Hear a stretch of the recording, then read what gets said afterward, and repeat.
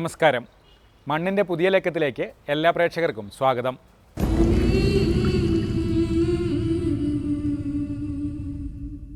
കഠിനമായ പരീക്ഷണങ്ങൾ അതിജീവിച്ച വിജയവഴിയിലെത്തിയ വയനാട്ടിലെ ഒരു ക്ഷീരകർഷക കൂട്ടായ്മയെക്കുറിച്ചാണ് മണ്ണിലാദ്യം. മഴക്കാലത്തും പച്ചക്കറി കൃഷിയിൽ നൂറുമേനി വിളയിക്കുന്ന കണ്ണൂരിലെ ഒരു കർഷകനെയും ഈ ലക്കത്തിൽ കാണാം.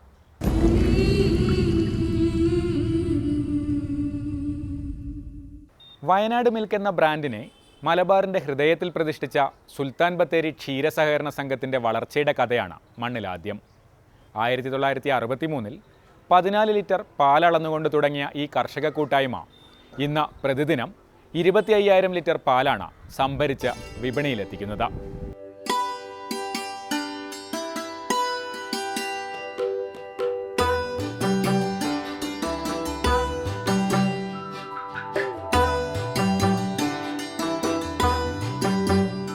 കോഴിക്കോട്, കണ്ണൂർ, വയനാട് ജില്ലകളിലെ പാക്കറ്റ് പാൽ വിപണിയിൽ ശക്തമായ സാന്നിധ്യമാണ് ഇന്ന് വയനാട് മിൽക്ക് എന്ന ബ്രാൻഡ്.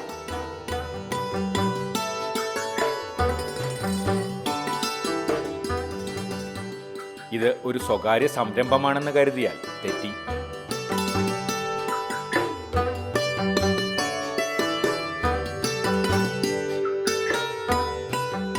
മൂന്ന് പഞ്ചായത്തുകളിലെ ക്ഷീരകർഷകരുടെ കൂട്ടായ്മയായ സുൽത്താൻ ബത്തേരി ക്ഷീര സഹകരണ സംഘമാണ് ഈ ബ്രാൻഡിന്റെ ഉടമസ്ഥർ.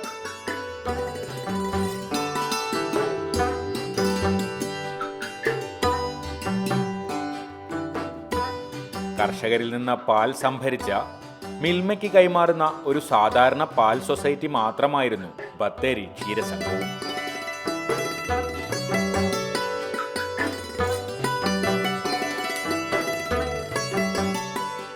അവിടെ നിന്ന് ഇന്നത്തെ രൂപത്തിലേക്ക് വളരാനുണ്ടായ സാഹചര്യം സംഘത്തിന്റെ ഇപ്പോഴത്തെ പ്രസിഡന്റ് കെ പൗലോസ് വിശദീകരിക്കുന്നത് ഇങ്ങനെയാണ്.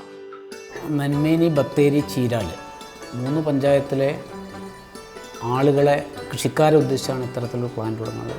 ഞങ്ങൾക്ക് നല്ല പ്രചോദനം നൽകി. ഇതിന് കാരണക്കാർ ഒരു അർത്ഥത്തിൽ പറഞ്ഞാൽ മിൽമ തന്നെയാണ്. ഞങ്ങളിവിടെ സംഭരിക്കുന്ന പാല് മിൽമയ്ക്ക് കൊടുക്കുകയും അതിൻ്റെ വില വാങ്ങി കൃഷിക്കാർക്ക് കൊടുക്കുകയും ചെയ്തു. അപ്പോഴാണ് കേന്ദ്ര സർക്കാരിൻ്റെയും കേരള സർക്കാരിൻ്റെ സബ്സിഡിയോടുകൂടി നമ്മൾ നമ്പിക്കൊല്ലി എന്ന് പറഞ്ഞ സ്ഥലത്തൊരു പ്ലാന്റ് സ്ഥാപിക്കണം എന്ന് ഡിപ്പാർട്ട്മെൻറ്റ് സഹായത്തോടു കൂടി 1,40,00,000 രൂപയോളം സബ്സിഡിയോടുകൂടി പ്ലാന്റ് നിർമ്മിക്കണം തീരുമാനിച്ചു. അങ്ങനെ അതിൻ്റെ തറക്കല്ലിടൽ ആരംഭിച്ചപ്പോൾ തന്നെ മിൽമ ഞങ്ങൾക്കൊരു സർക്കുലർ തന്നു. ഞങ്ങൾ ചെയ്യുന്ന അതേ രീതി നിങ്ങൾ പ്ലാന്റ് അവിടെ പാക്കറ്റ് അടിച്ച് പാല് പുറമേ വിൽക്കാൻ ശ്രമിക്കുന്നുണ്ട്, അതുകൊണ്ട് നിങ്ങളുടെ പാല് ഇനി ഞങ്ങൾ എടുക്കുകയില്ല എന്ന് പറഞ്ഞു. ഈ പ്രതിസന്ധിയാണ് മുന്നോട്ടുള്ള പ്രയാണത്തിന് ഈ സഹകരണ കൂട്ടായ്മയ്ക്ക് പ്രചോദനമായത്.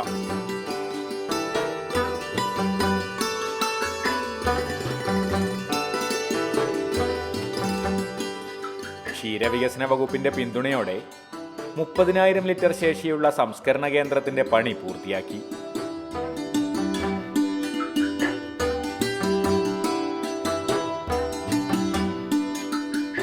വയനാട് മിൽക്ക് എന്ന ബ്രാൻഡ് നെയിമിൽ പാലും ഉപോൽപ്പന്നങ്ങളും വിപണിയിൽ ഇറക്കി.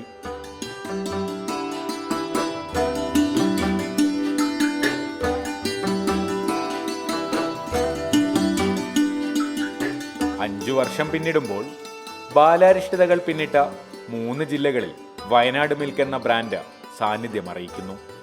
സംഘം ഇപ്പോൾ 25,000 ലിറ്റർ പാല് ഉൽപ്പാദിപ്പിക്കുന്നുണ്ട്.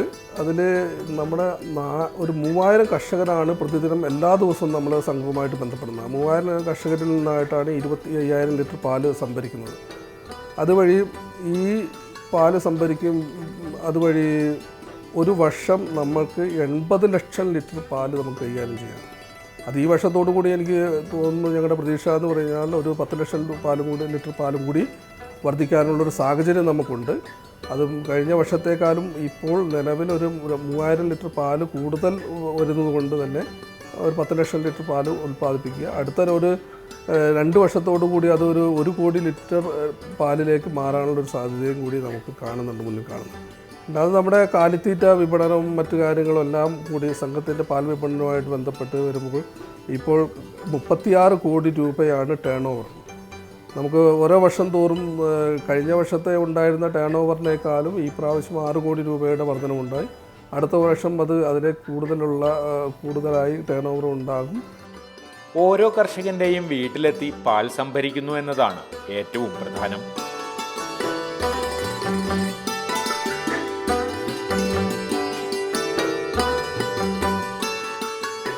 ഇങ്ങനെ സംഭരിക്കുന്ന പാൽ നേരെ സംസ്കരണ പ്ലാന്റിലേക്ക് എത്തിക്കും.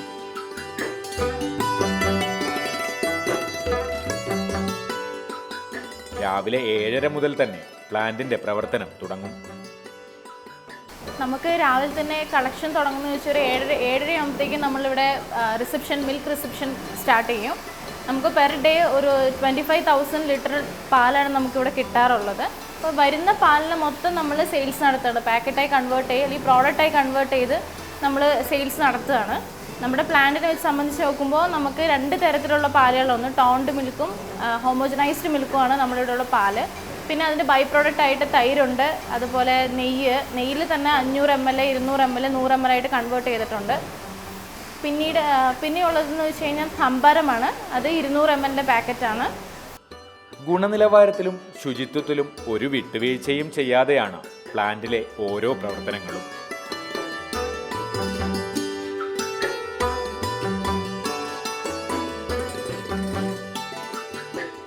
സംസ്കരിച്ച പാൽ പാക്കറ്റിലാക്കി കോൾഡ് സ്റ്റോറേജിലേക്ക് മാറ്റും.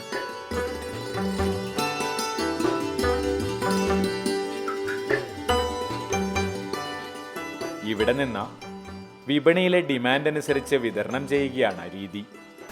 ഏറ്റവും നല്ല ക്വാളിറ്റിയിൽ കസ്റ്റമേഴ്സിനെ സാറ്റിസ്ഫൈ ചെയ്യുക എന്നുള്ളതാണ് നമ്മുടെ വലിയൊരു മിഷൻ എന്ന് പറയുന്നത് നമ്മുടെ അത് തന്നെയാണ്.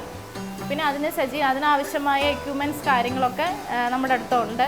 പാച്ചറൈസർ വരുന്ന പാലിന് ആദ്യം തന്നെ നമ്മൾ 5 ഡിഗ്രി സെൽഷ്യസിൽ തണുപ്പിച്ച് അതിനെ വീണ്ടും പാച്ചറൈസേഷൻ എന്നൊരു പ്രോസസ്സിലൂടെ, അതായത് 76 ഡിഗ്രി സെൽഷ്യസിൽ പാച്ചറൈസേഷൻ എന്ന പ്രോസസ്സിലൂടെ കില്ലിംഗ് ഓഫ് മൈക്രോ ഓർഗാനിസമായിട്ട് മെയിനായിട്ട് പാച്ചറൈസേഷൻ എന്ന് പറയുന്നത്.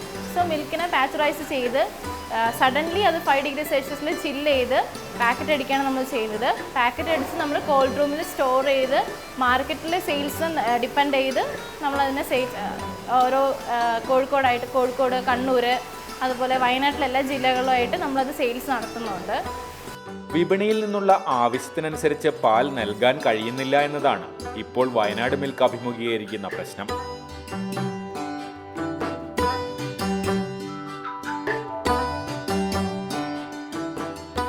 ഇത് പരിഹരിക്കാനായി പാലുൽപാദനം വർദ്ധിപ്പിക്കാനുള്ള ശ്രമങ്ങളാണ് സംഘം നടത്തുന്നത്.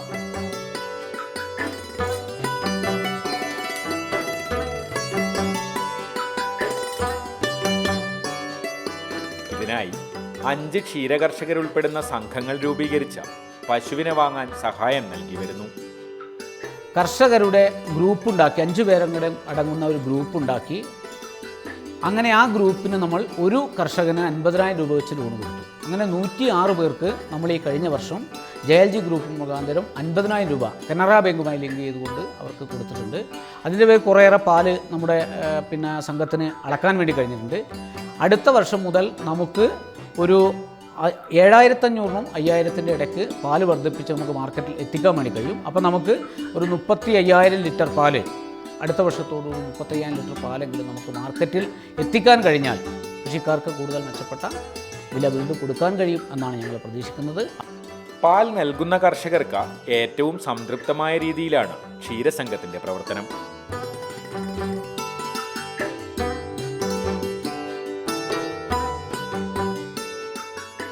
പാൽവിലയുടെ 90% വരെ ഓരോ ആഴ്ചയും കർഷകർക്ക് ലഭിക്കും.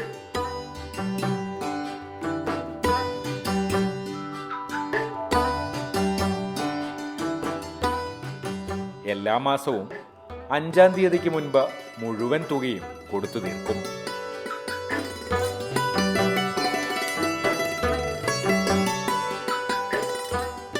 ഇതിനു പുറമെ കഴിഞ്ഞ വർഷം 40 ലക്ഷം രൂപയോളം കർഷകർക്ക് ഇൻസെന്റീവായി കൊടുത്തു.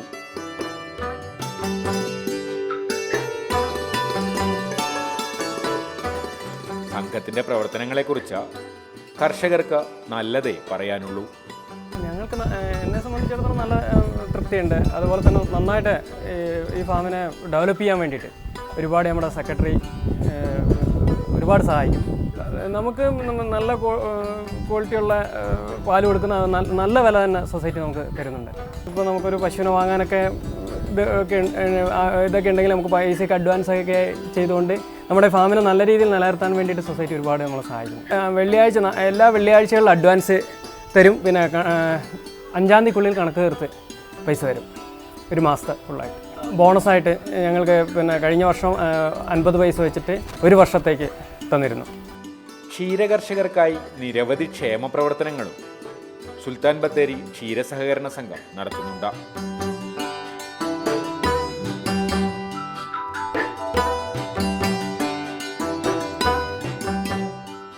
പശുക്കളെ ഇൻഷുർ ചെയ്യുന്നതിന് പുറമെ 2000 രൂപ വരെ പ്രതിവർഷം ചികിത്സാ സഹായവുമുണ്ട്.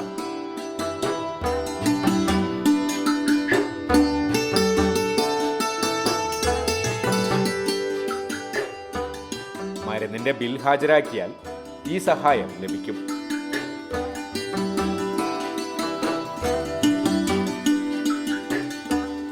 ഇതിനു പുറമെയാണ് കർഷകർക്കുള്ള ആരോഗ്യരക്ഷാ പദ്ധതി.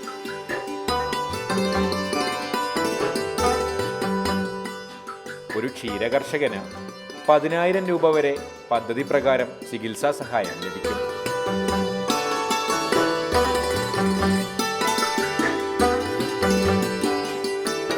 സംസ്കരണ പ്ലാന്റ് പോലെ തന്നെ ഹൈടെക് ആണ് ക്ഷീരസംഘത്തിന്റെ ഹെഡ് ഓഫീസും.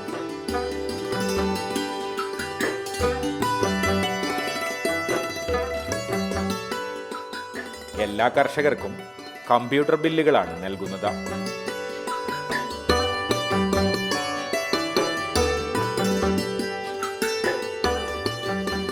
ആകെ 84 ജീവനക്കാരാണ് സംഘത്തിന് കീഴിൽ ജോലി ചെയ്യുന്നത്.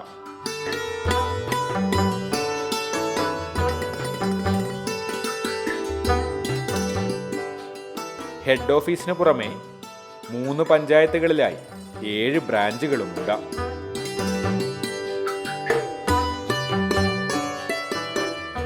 ഇവിടെ നിന്ന് കർഷകർക്ക് എല്ലാ സേവനങ്ങളും ലഭിക്കും.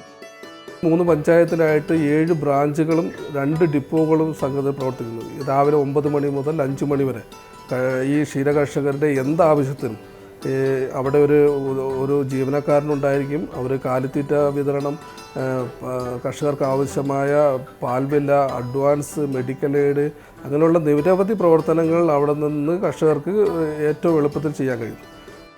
സുൽത്താൻ ബത്തേരിയിലെ ഹെഡ് ഓഫീസിന് താഴെ വയനാട് മിൽക്കിന്റെ സെയിൽസ് കൗണ്ടറും മിൽക്ക് വെൻഡിംഗ് മെഷീനും പ്രവർത്തിക്കുന്നു.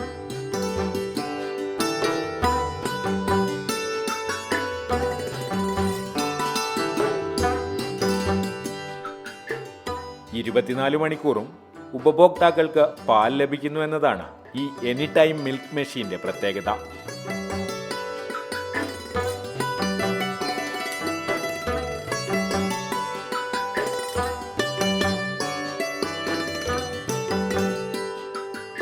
₹20 ഒറ്റ നോട്ടോ 10 രൂപയുടെ 2 നോട്ടുകളോ ഇട്ടാൽ ഉപഭോക്താക്കൾക്ക് പാലോ തൈരോ ആവശ്യാനുസരണം ലഭിക്കും.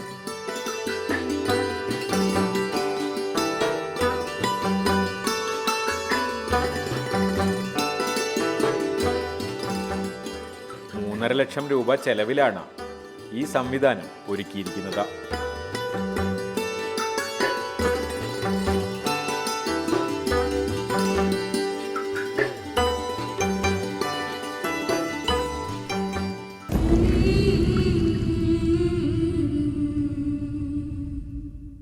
പച്ചക്കറി കൃഷിക്ക് ഓഫ് സീസൺ എന്നൊന്നില്ലെന്ന് തെളിയിക്കുകയാണ് കണ്ണൂർ കുറ്റ്യാട്ടൂരിലെ മൊയ്തീൻ എന്ന കർഷകൻ.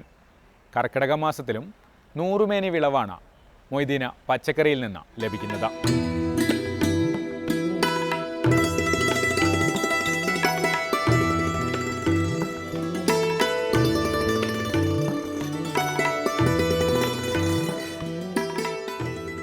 വെണ്ട, പയർ, പടവലം, വെള്ളരി, പാവൽ, ചുരയ്ക്ക തുടങ്ങി 10 ഇനം പച്ചക്കറികളാണ് മൊയ്തീൻ്റെ പച്ചക്കറിത്തോട്ടത്തിലുള്ളത്.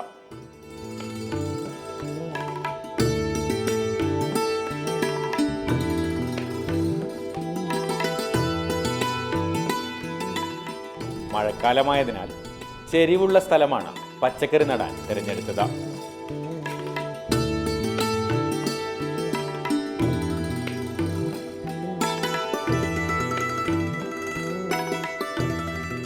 അതുകൊണ്ട് തന്നെ വെള്ളം കെട്ടിനിൽക്കുന്ന പ്രശ്നമില്ല. ഈ മഴക്കാലം ചെറിയ ചെരുവുള്ള സ്ലോപ്പുള്ള സ്ഥലത്താണ്. വയലൊന്നും നടക്കില്ല, പറമ്പിലും നടക്കും. ഇങ്ങനെ തരിച്ചിട്ട് കിടക്കുന്ന പറമ്പിൽ കൃഷി ചെയ്ത് ഞാൻ ഇത് തരിശു ഭൂമിയായിരുന്നു. ഇത് നമ്മൾ JCB ഉപയോഗിച്ച് നല്ല അടിപൊളിയാക്കി ഒരു സെറ്റപ്പാക്കി എടുത്തതാണ്. അല്ല, ചെരുവില്ലാത്ത സ്ഥലത്തും ചെയ്യാം. തടമെടുത്ത് ചെയ്യുമ്പോൾ ചെരുവ് വേണമെന്നില്ല. അത് വെള്ളം ഒരു ചാലിൽ കൂടി പോയിക്കോളും. തടമെടുത്താണ് മഴക്കാലം കൃഷി ചെയ്യേണ്ടത്. പാവൽ, പയർ തുടങ്ങി പടരുന്ന ഇനങ്ങളെല്ലാം മണ്ണിൽ മൾച്ചിങ് ഷീറ്റ് വിരിച്ചാണ് നട്ടത്.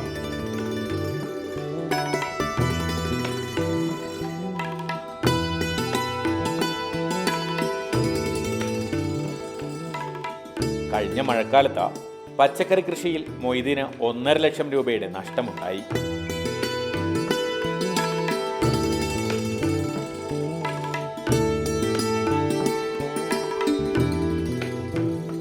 അതിനാലാണ് ഇത്തവണ മൾച്ചിങ് രീതി പരീക്ഷിച്ചത്. ഞാൻ ഒരു പന്തൽ ഐറ്റംസിന് ഫുള്ള് മൾച്ചിങ് ഷീറ്റ് ഉപയോഗിച്ചാണ് ചെയ്തത്. ആ ഒരു പ്ലോട്ടിന് മാത്രം 10,000 രൂപ മാത്രം ചിലവായത്. അഥവാ അത് വിരിച്ചില്ലെങ്കിൽ നമ്മൾ മഴക്കാല പച്ചക്കറി ഉപേക്ഷിച്ച, കഴിഞ്ഞ വർഷം ഞാൻ ഫുള്ള് ആഴ്ച ഉപേക്ഷിച്ച നിലയിലാണ് 1.5 ലക്ഷം രൂപയുടെ നഷ്ടമുണ്ടായിരുന്നു കഴിഞ്ഞ പ്രാവശ്യം. അതുകൊണ്ട് KVKയിലെ കൃഷി വിജ്ഞാന കേന്ദ്രത്തിലെ സാർ ജയരാജൻ സാറും നമ്മളെ കൃഷിഭവനിലെ കുറ്റ്യാട്ടൂർ കൃഷിഭവനിലെ ഓഫീസർ അസിസ്റ്റൻറ്റ് ഓഫീസർ കൃഷ്ണൻ സാറും കൂടി എനിക്കൊരു പറഞ്ഞു തരികയും മൾട്ടി ഷീറ്റിനെ പറ്റി പറഞ്ഞു തരികയും ഞാൻ അതേ പ്രകാരം ചെയ്യുകയാണ് ചെയ്തത്. മഴക്കാലമായതിനാൽ പച്ചക്കറിയിൽ കളശല്യവും കീടബാധയും കൂടുതലാണ്.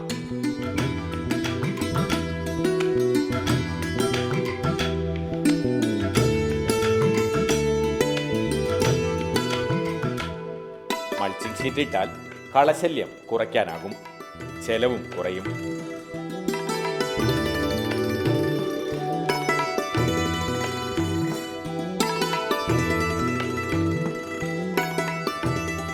കീടങ്ങളെ തടയാൻ ഫിറമോൺ കെണികളാണ് മൊയ്തീൻ ഉപയോഗിക്കുന്നത്.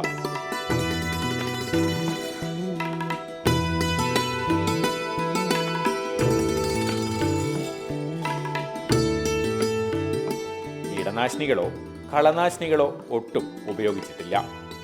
കീടങ്ങൾ തന്നെയാണ് കൂടുതലും. ഞാൻ പറഞ്ഞ ഈ മൾച്ചിങ് ഷീറ്റാണ് ബെറ്റർ. ഒന്ന് കള ഇല്ലാണ്ടാക്കാൻ വേണ്ടി മൾച്ചിങ് ഷീറ്റാണ് ഏറ്റവും ബെറ്റർ. അതുകൊണ്ട് കുറേ പണി ലാഭമുണ്ട്, പൈസയും ലാഭമുണ്ട്. പിന്നെ കീടങ്ങൾ ഫിർമോൺ കണി തന്നെയാണ് ഞാൻ വെച്ചിട്ടുള്ളത്. ചാണകം, കോഴിവളം, കടലപ്പിണ്ണാക്ക് തുടങ്ങിയവയാണ് പച്ചക്കറി കൃഷിക്ക് ഉപയോഗിച്ചത്.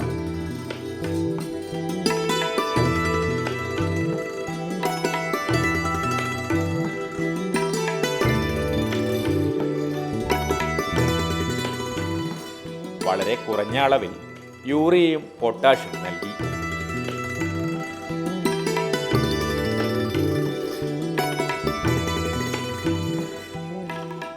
എല്ലാ ഇനം പച്ചക്കറികൾക്കും മികച്ച വിളവാണ് ലഭിക്കുന്നത്.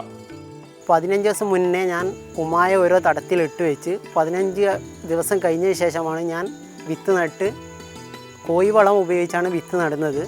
നട്ടതിന് ശേഷം 3 ഇല വന്നതിന് ശേഷം ഒരു ചാണകവും ആലവളവും കൂടി, ആട്ടുംവളവും ചാണകവും കൂടി മിക്സാക്കി കടലപ്പിണ്ണാക്ക് 20 ഗ്രാം യൂറിയ 20 ഗ്രാം പൊട്ടാഷ്യം നൽകിയാണ് പിന്നെ വളം ഉപയോഗിച്ചത്. അതിനുശേഷം പിന്നെ പന്തലിട്ട് എല്ലാം കൃത്യമായി ചെയ്തു. മഴക്കാലമായതിനാൽ പച്ചക്കറി വിറ്റഴിക്കാൻ ഒട്ടും ബുദ്ധിമുട്ടേണ്ടി വരുന്നില്ലെന്ന് മൊയ്തീൻ പറയുന്നു.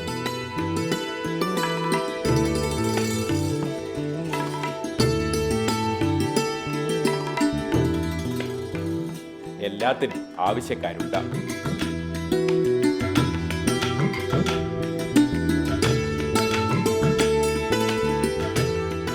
നിരവധി ആളുകൾ കൃഷിയിടത്തിൽ നേരിട്ട് പച്ചക്കറി വാങ്ങാനെത്തും.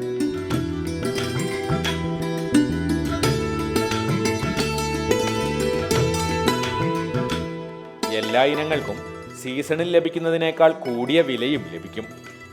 അത് മാർക്കറ്റിൻ്റെ പ്രശ്നം ഈ മഴക്കാല പച്ചക്കറിയിലില്ല. എല്ലാം ആവശ്യക്കാരുണ്ട്. പിന്നെ വേനൽ പച്ചക്കറിയിൽ എല്ലാവരും ചെയ്തുകൊണ്ട് പിന്നെ പച്ചക്കറി ഇഷ്ടംപോലെ ഉള്ളതുകൊണ്ട് മാർക്കറ്റ് ചെയ്യാൻ കഴിയുന്നില്ല. ഇത് നമുക്ക് സുഖമായിട്ട് വിറ്റ് ചിലവാകുന്നുണ്ട്. ഞാൻ 10 ഇനം പച്ചക്കറി നട്ടിട്ടുണ്ട്. വെണ്ട, പയർ, വെള്ളരി, പാവൽ, താലോരി, പിന്നെ കക്കിരി, താലോരി, പടവലം, ചിരങ്ങ. കൃഷിവകുപ്പിൽ നിന്ന് ഇതുവരെ സാമ്പത്തിക സഹായമൊന്നും ലഭിച്ചിട്ടില്ലെങ്കിലും ഉദ്യോഗസ്ഥർ മുഴുവൻ സമയവും തൻ്റെ ഒപ്പമുണ്ടെന്ന് മൊയ്തീൻ പറയുന്നു.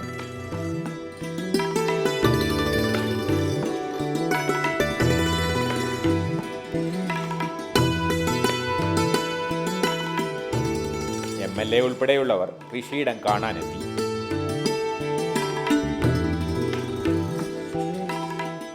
കഴിഞ്ഞ വർഷം ആത്മയുടെ പുരസ്കാരവും ഈ യുവകർഷകനെ തേടിയെത്തി.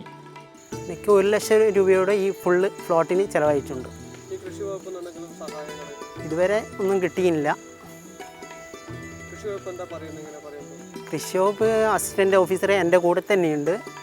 ഞാൻ വരുന്നതിൻ്റെ മുന്നേ അദ്ദേഹം വന്ന് എല്ലാ രോഗങ്ങളും മനസ്സിലാക്കി, ഓരോ ചെടികളെയും മുന്നിൽ പോയി അദ്ദേഹം രോഗം മനസ്സിലാക്കി കൃഷി വിജ്ഞാന കേന്ദ്രത്തിലെ സാറുമായി ചർച്ച ചെയ്ത് അതിനുള്ള ട്രീറ്റ്മെൻറ്റെല്ലാം പറഞ്ഞു തരുന്നുണ്ട്.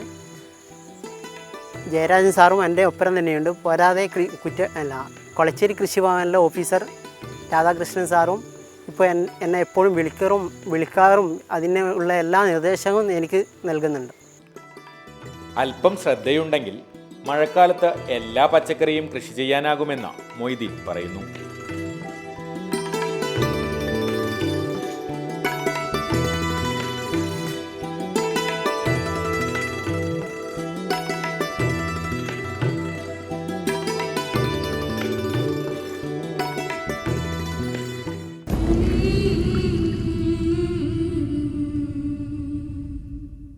മണ്ണിൻ്റെ ഈ ലക്കം ഇവിടെ പൂർണ്ണമാകുന്നു.